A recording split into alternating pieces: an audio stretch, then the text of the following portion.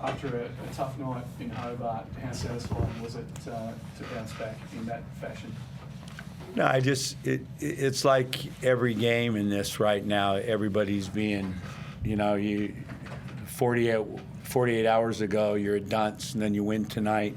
It's the state of the league right now. We've played Adelaide and Adelaide, who's tough. We've played Hobart and Hobart, and we've won 2 out of the 3. The control of the things that are controllable, as far as the defense, the rebounding, we're small. We had 20 offensive rebounds tonight, 16 in the second half. So I said when the season started, you're going to all the way through. I like my group. I'm enjoying coaching them, and I'm just. I thought tonight was already a situation that was of the utmost importance. Just to get some things going at home, because we've lost a few here. So holding them to 72, 6 in the fourth quarter. I enjoyed that on the television. I got to come in here and fire up a cigar and kick my feet up and watch the fourth. So I'm proud of the guys. Coach, when was the last time you got tossed? Can you remember? Matty goes back to 2006. Is that what your mind flashes to? What's 2000? Melbourne at the cage. Remember, we came off that huge winning streak and we played the Tigers at the cage, and you got tossed in that game. That was the last time I can remember you got ejected in a game. Is that when I ran around the floor? No, that was 07-08. This is before that. This is 05-06. My thought on it was like, wow, this is something to really watch now, because I've been in it 40 years and I don't remember ever being tossed and very rarely a technical. And I got a technical last game for asking about a call. And then tonight, again, I'm not going to defend myself, but you guys should watch it and see what he's over there. I'm facing the other way. I turn around. I'm shocked. I've done a lot more than that and not got a technical. And usually, as coaches, we all know where to tread. If you've got one, it's like, I'm not going to go there. So it was like boom, boom, gone.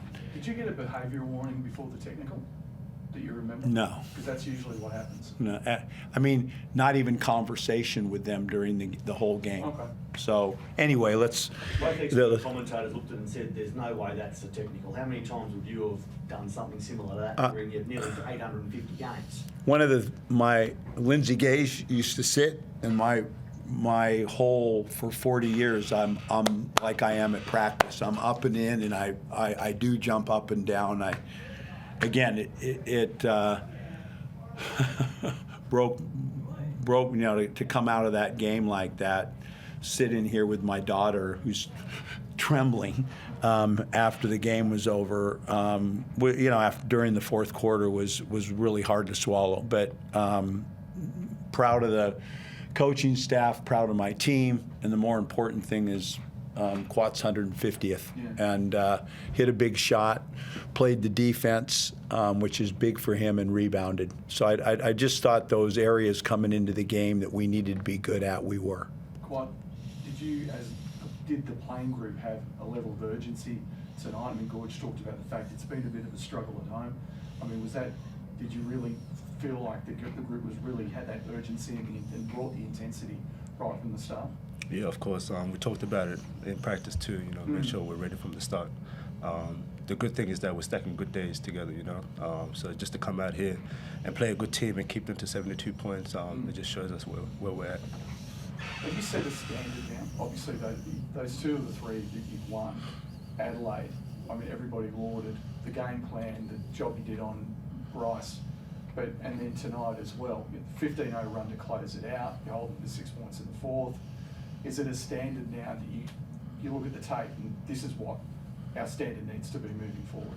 Yeah, of course. This is a tough league. Every team, is coming to get you. So, some teams find chemistry in the middle of the season. Some find chemistry in the end of the season. Yeah. So as long as, like I said before, stacking good days, we put ourselves in a great position. What are you feeling? I'm sorry, Matty, you're right. I was just going to say, Kouat, when it gets a little bit ragged like it did there, what's it like having Matthew Dellavedova on the floor as a voice and an influence and a calming effect? It's huge, man. He's a leader for us, you know. Even he comes in early each and every day. Just shows us what type of leader he is. So just to have him on the court to bring us together is what we needed. So it's great. Do you think the offense is slowly coming together? I mean, obviously, big second quarter for you. The flow seemed to be there, but it's sort of in fits and starts. It's just part of the process that you're working through right now. I think a big one tonight was, getting Delhi off the ball some and playing Kendrick some one and playing Delhi and him together, and then just Delhi. We got more from Bruce, more from Watch.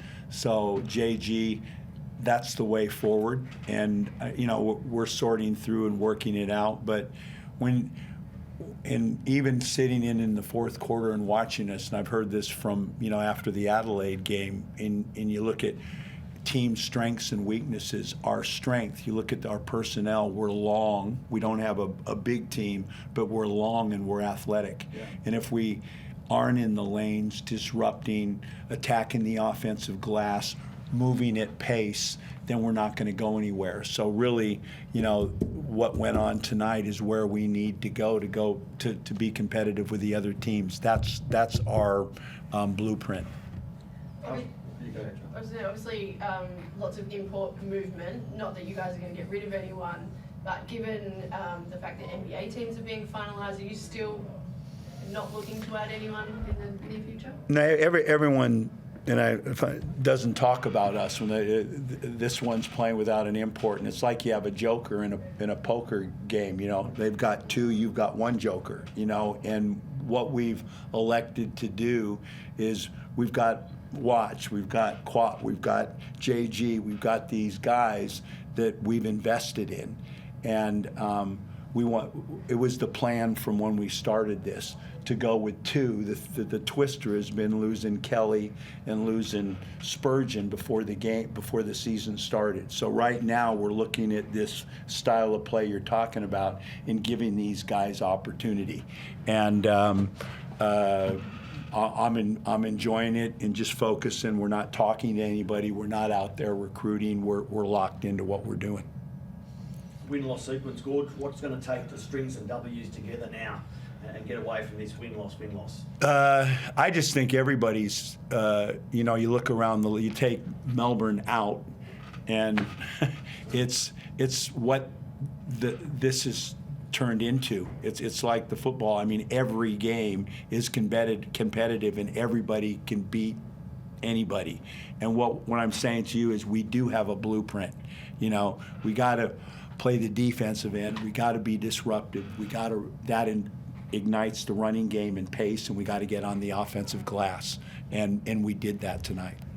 So there's Melbourne coming up, and they've had a massive win against Illawarra the other night, 40 points. What are your early thoughts? I know it's a quick turnaround Thursday night for you.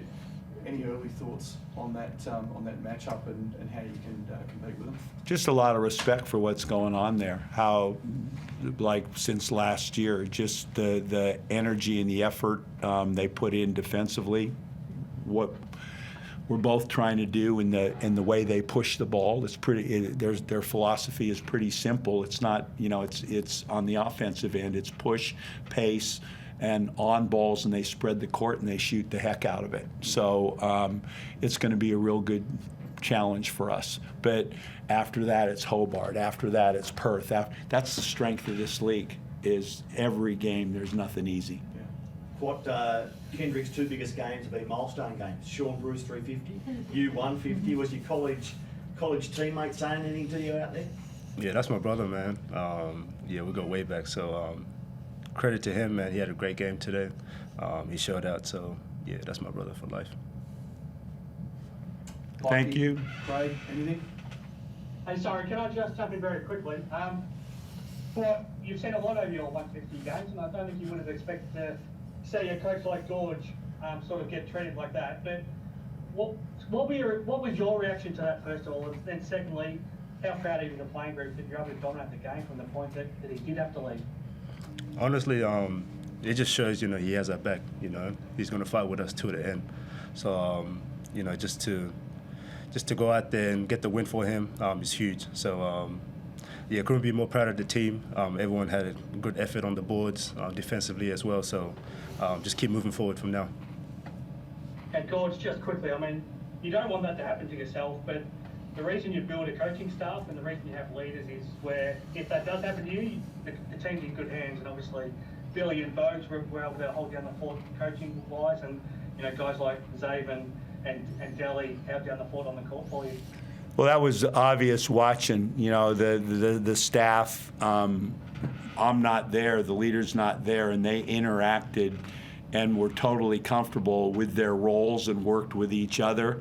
And then the voices of our three captains and the growth in that culture piece from last year, having Bruce, having Cooks, having Delhi, was very apparent in that game. Thanks, guys. Thank you. Thanks, fellas. Thank you. Thanks, Joe.